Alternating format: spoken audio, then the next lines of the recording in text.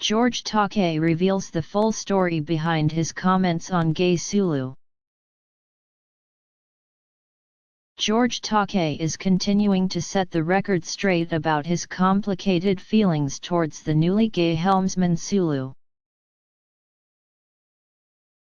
The actor, 79, sparked controversy after he told The Hollywood Reporter he was disappointed that his character from the original TV show had been altered for the franchise's new movie, Star Trek Beyond.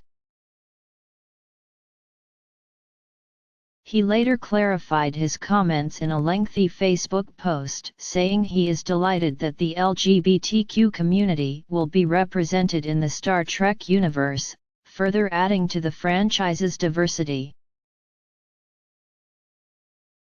Takei, who came out as gay in 2005, further elaborated on his feelings to People, explaining the history of his involvement in the decision, and why he has had mixed feelings about the end result. The gay rights activist revealed that he first learned of the idea for a gay Sulu over a year ago, when John Cho, who plays Sulu on the big screen, called him to gauge his reaction. I said, "Oh, at long last, the issue of LGBT people is being introduced into Star Trek. I had been campaigning for a long time on that." Takei reiterated that when the original show was on the air in the 60s, he and show creator Gene Roddenberry, with whom he had a close friendship, had discussed the possibility of introducing a gay character.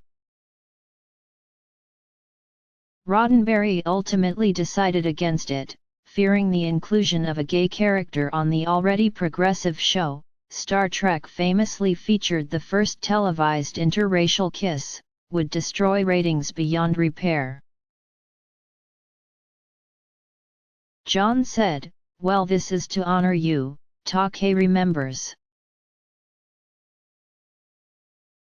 And I said, "Well, I'm very flattered. I'm really delighted that the issue of LGBT is being finally addressed on Star Trek, but because I respect and admire Gene as a bold and strong producer of television shows and I love him as a friend, I want to honor him." Takei says he had a follow-up conversation with Star Trek Beyond director Justin Lin, who he says, listened very carefully and agreed that it would be appropriate to honor Gene. Takei says he suggested to the director that they create a new character into the franchise who would be gay. When they hung up, the actor says, "I thought I had communicated my point to him."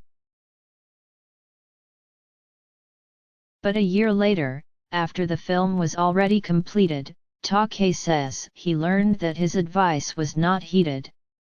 He first became aware of the decision when Cho called asking him for advice on how to handle the film's press tour.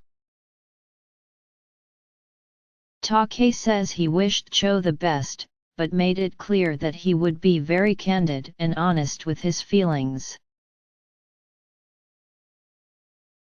Shortly afterwards, Takei says he received an email from Star Trek writer and star Simon Pegg, who explained, "We didn't want to create a fresh new character, we wanted to take an original hero and suggest that he's gay." Takei notes that during his initial conversations with Lin, he pleaded with the director to be imaginative, be creative, don't be lazy. He adds, "I urged Justin, but they decided that they wanted to take that iconic character and change him, which I think is very simple to do." Ultimately, Takei explains, "We should be honoring Gene. We should be paying tribute to him rather than to me, because it's not really about me. Yes, I am gay, and I am an active advocate for LGBT equality, but don't pay tribute to me. It's not about me, or Sulu." It's about Gene and what he did. The actor is currently preparing to return to the New York stage in a revival of the Stephen Sondheim musical Pacific Overtures.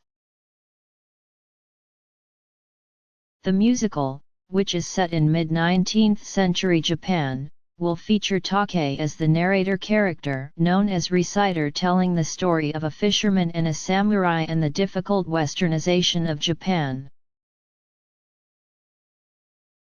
It's really an exciting part because I'm the storyteller, but I also become the different characters within the drama, he says. I couldn't be more excited or delighted to be part of this production.